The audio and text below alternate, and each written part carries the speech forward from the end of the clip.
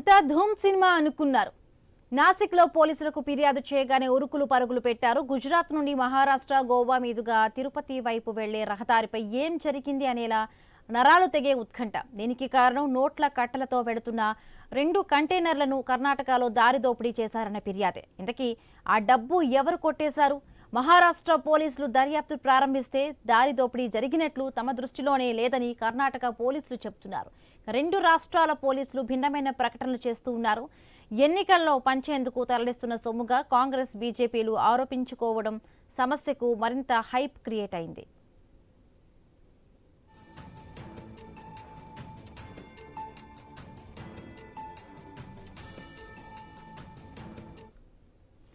దారి దోపిడీ జరిగినట్టుగా మహారాష్ట్రలోని నాసిక్ రూరల్ పిఎస్లో గత నెల 17న సందీప్ దత్తా పాటిల్ ఫిర్యాదు చేశాడు.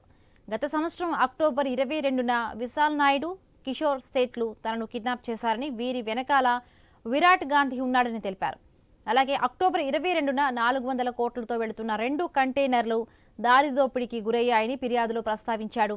ఆ సొమ్ము కాజేసింది తానేనంటూ నెలన్నర పాటు వారిద్దరూ వేధించినట్టు చెప్పాడు. తప్పించుకుని వచ్చి ఫిర్యాదు చేస్తున్నట్టు తెలిపాడు. ఫిర్యాదు కంటే ముందు సందీప్ దత్తా ఓ వీడియో కూడా పోస్టు చేశాడు. అందులో 1000 కోట్లు దోపిడీకి అయినట్టుగా పేర్కొన్నాడు. ఈ వీడియో వైరల్ కావడంతో మహారాష్ట్ర ప్రభుత్వం కేసు నమోదు చేసి ఏకంగా సిట్ ఏర్పాటు చేసింది. ఇప్పటి వరకు 6గురిని అదుపులోకి తీసుకుని ప్రశ్నించింది. విచారణలో భాగంగా సిట్ అధికారులు ఈ నెల 16న కర్ణాటకలోని బెళగావి జిల్లా ఖానాపుర పోలీస్ స్టేషన్కు ఒక లేఖ రాసి దర్యాప్తులో సహకరించాలని కోరారు.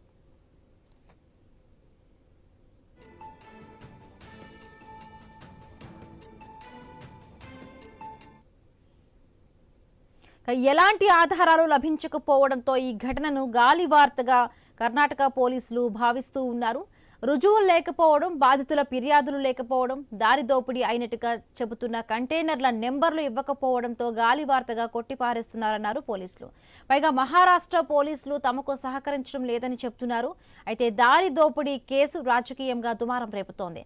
అసోం, పశ్చిమ బెంగాల్, కేరళ అసెంబ్లీ ఎన్నికల్లో పంచేందుకే కాంగ్రెస్ నేతలు డబ్బు తరలిస్తున్నట్టుగా ఆరోపిస్తోంది బీజేపీ. వీటిని కాంగ్రెస్ నేతలు ఖండిస్తూ ఉన్నారు. మహారాష్ట్ర, గోవాలో బీజేపీ ప్రభుత్వమే ఉందిగా అని ప్రశ్నిస్తూ ముంబై మున్సిపల్ ఎన్నికల సమయంలో ఈ ఘటన జరగడం సందేహాలకు తావిస్తోందని అంటున్నారు. పైగా చలామణిలో లేని 2000 నోట్లను తరలిస్తున్నారని మరొక వాదన ఉంది. అందుకే కేంద్ర ప్రభుత్వమే దర్యాప్తు చేయాలన్నది కాంగ్రెస్ నేతల వాదన. అంతేనా, ఆ స్థాయిలో నగదు తరలిస్తున్నట్టు చెబితే భద్రత కల్పించే వాళ్లమని ముక్తాయిస్తున్నారు కర్ణాటకలోని అధికార కాంగ్రెస్ నేతలు. మొత్తానికి రాజకీయ దుమారం మధ్య దారి